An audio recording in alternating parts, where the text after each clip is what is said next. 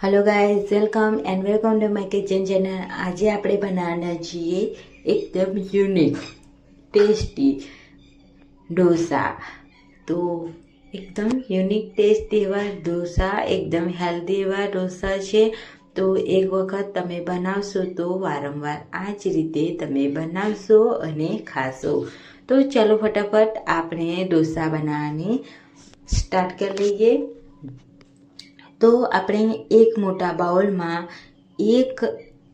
અડધો કપ આપણે ચોખાનો લોટ એડ કરીશું। તો મેં 1.5 વાટકી આપણે ચોખાનો લોટ એડ કર્યો છે। હવે તેમાં થોડું પાણી એડ કરી અને મિક્સરના મદદથી તેને મિક્સ કરીશું। તો આપણે થોડું પાણી એડ કરી બિલકુલ પણ ગાંઠા ના રહે એ રીતે આપણે તેને મિક્સ કરવાનું છે।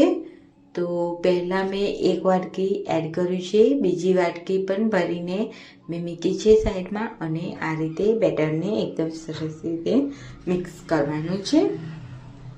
તો મેં 2 વાટકી પાણી એડ કર્યું છે, તો તમે જોઈ શકો છો। હવે આપણે તેમાં વેજીટેબલ્સ એડ કરીશું। તો તમારા મનપસંદ વેજીટેબલ્સ એડ કરવાના છે।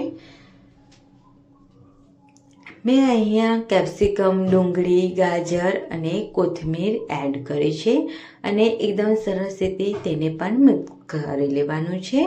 તો તમે જોઈ શકો છો એકદમ સરસ રીતે મિક્સ થઈ ગયું છે। તો હું ચમચાના મદદથી બતાવું તો આ રીતે બેટર પડતું હોવું જોઈએ।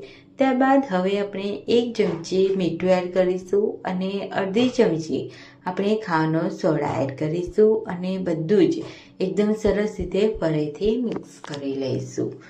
હવે આપણે બેટરને સાઈડમાં મૂકીશું અને આપણે ગેસ ઉપર કઢાઈ મૂકીશું। તેમાં 1 મોટો ચમચો તેલ એડ કરીશું, અડધી ચમચી રાઈ એડ કરી અને તેમાં 1 મોટી વાટકી બાફેલા બટેટા એડ કરીશું। ત્યારબાદ તેમાં 1 ચમચી મીઠું, સ્વાદ અનુસાર 1 ચમચી હળદર, લાલ મરચું પાવડર, આદુ મરચાં લસણની પેસ્ટ અને ઉપરથી મેગી મસાલો એડ કરીશું। તમારી પાસે હોય તો એડ કરવાનો ખૂબ ટેસ્ટ એવો લાગે છે। તો સ્ટફિંગ એકદમ સરસ રીતે મિક્સ કરી લેવાનું છે, અને હવે આપણે તેને સાઈડમાં મૂકીશું સ્ટફિંગ, અને હવે આપણે ઢોસાની તવી મૂકીશું અને તેની પર આપણે પાણી છાંટી અને રૂમાલથી તેને નૂછી અને આ રીતે બેટરને એડ કરીશું। તો તમે જોઈ શકો છો કે બેટર એકદમ સરસ રીતે આ રીતે પાથરી અને એકદમ સરસ એવા ઢોસા આ રીતે બનાવવાના છે। ઉપરથી તેલ છાંટી દેવાનું છે। ત્યારબાદ આપણે જે સ્ટફિંગ બનાવ્યું હતું તે તમારે જેવું લગાવવું હોય ઢોસા પર એ રીતે તમારે લગાવવાનું છે। તો મેં એકદમ સરસ એવો વચ્ચે આ રીતે સેન્ટરમાં લગાવી દીધું છે, અને બંને બાજુથી એકદમ સરસ રીતે આ રીતે ક્રિસ્પી એવો ઢોસો તૈયાર કરી લીધો છે મીડિયમ ટુ લો ફ્લેમ પર।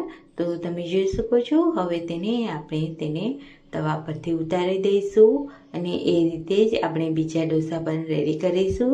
અને હું એક સિમ્પલ ઢોસો પણ હું તમને બતાવી દઉં ફ્રેન્ડ્સ।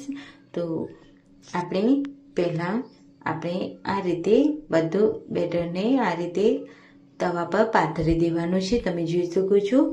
ત્યારબાદ તેને એકદમ સરસ રીતે 5 મિનિટ માટે મીડિયમ ટુ લો ફ્લેમ પર તેને શેકાવા દેવાનો છે। એકદમ સરસ એવો ઢોસો, હેલ્ધી એવો ઢોસો આપણો તૈયાર છે।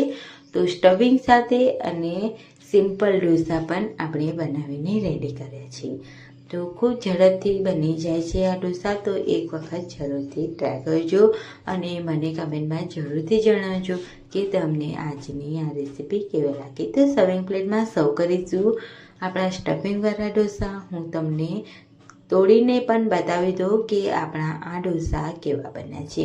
તો ખૂબ ટેસ્ટી એવા લાગે છે અને એકદમ હેલ્ધી એવા હોય છે। બાળકોને ખૂબ ટેસ્ટી એવા લાગશે। એક વખત બનાવીને ખવડાવજો, બાળકો પણ એકદમ રાજી થઈ જશે। તો તમે જોઈ શકો છો કે એકદમ સ્ટફિંગવાળા ઢોસા આપણે ઘરે અને એકદમ ઝડપથી બનાવીને રેડી કર્યા કરી દીધા છે, કોઈ પણ આથું લાવ્યા વગર. હવે હું સિમ્પલ ડોસો પણ હું તમને કટ કરીને પણ બતાવી દઉં, તમે જોઈ શકો છો. તો તમને આજની આ રેસીપી કેવી લાગે ફ્રેન્ડ્સ, મને કમેન્ટમાં જરૂરથી જણાવજો. એકદમ હેલ્ધી એવા ઢોસા તમને આજના કેવા લાગે ફ્રેન્ડ્સ. તો આવી જ અવનવી રેસીપી સાથે આવતા વિડીયોમાં મળીએ. ત્યાં સુધી બાય બાય, ટેક કેર.